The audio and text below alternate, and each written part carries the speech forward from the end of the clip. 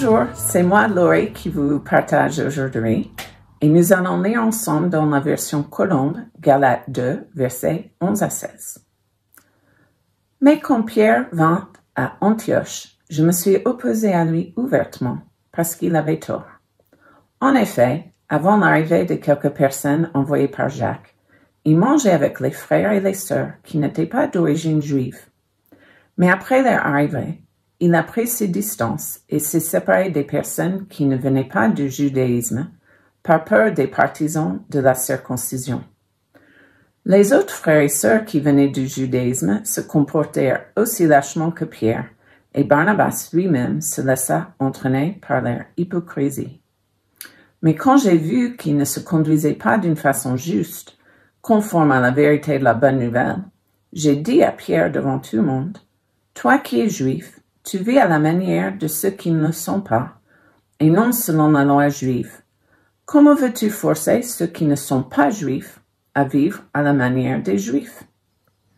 Nous sommes, nous, des juifs de naissance et non des pécheurs originaires des autres peuples.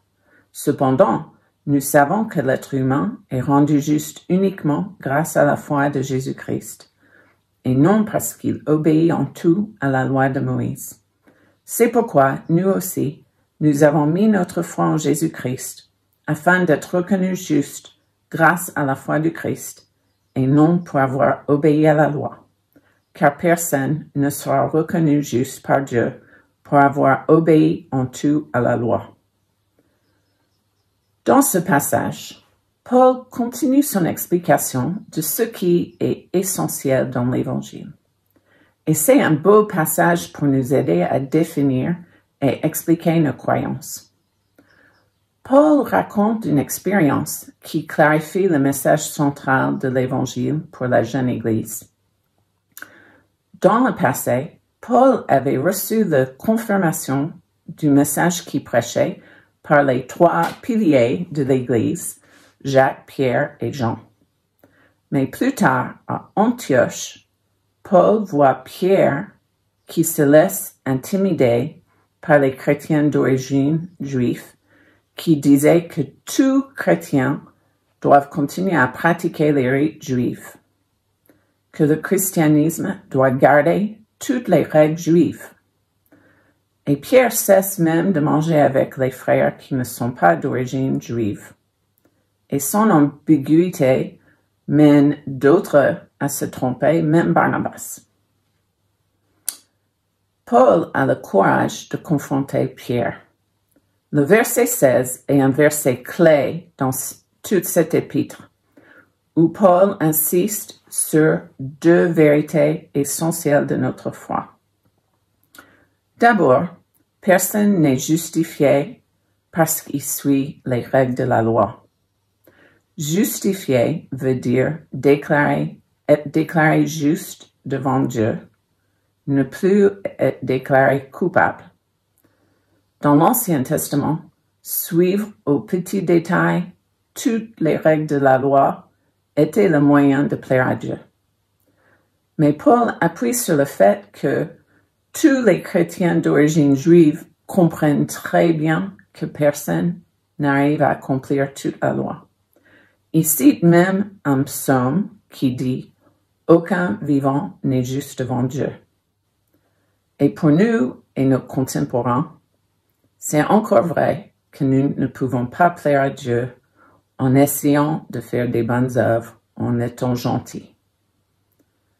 La deuxième vérité que Paul appuie, c'est que si nous ne sommes pas déclarés justes à cause de nos bonnes œuvres, nous sommes déclarés justes devant Dieu par la foi en Jésus-Christ. La foi, c'est le fait de mettre notre confiance en lui, de croire que sa mort à la croix a payé la dette de nos fautes. La foi, c'est-à-dire la confiance, c'est le moyen de recevoir cette justification devant Dieu, d'être accepté par Dieu. Ça, c'est l'essence même du message chrétien. Prenons du temps pour méditer ces vérités aujourd'hui. Est-ce que moi, j'essaie de plaire à Dieu en vivant le mieux que je peux, Ou est-ce qu'il y a un moment où j'ai placé ma confiance en Jésus? Remercions-lui aujourd'hui pour ce magnifique cadeau. Dans ma vie de tous les jours, est-ce que je continue à m'appuyer sur lui pour suivre ses conseils et vivre comme il me le demande? Ou est-ce que j'ai un sentiment légaliste qui ne m'accepte pas si je ne suis pas toutes les règles complètement? Et est-ce que j'ai des occasions de suivre l'exemple de Pierre, de Paul, et oser rappeler une vérité à un frère ou une sœur qui se trompe, avec amour, en l'aidant à s'approcher de Dieu? Remercions le Seigneur pour cette magnifique épître qui clarifie bien l'essentiel de notre foi. Bonne semaine à toutes.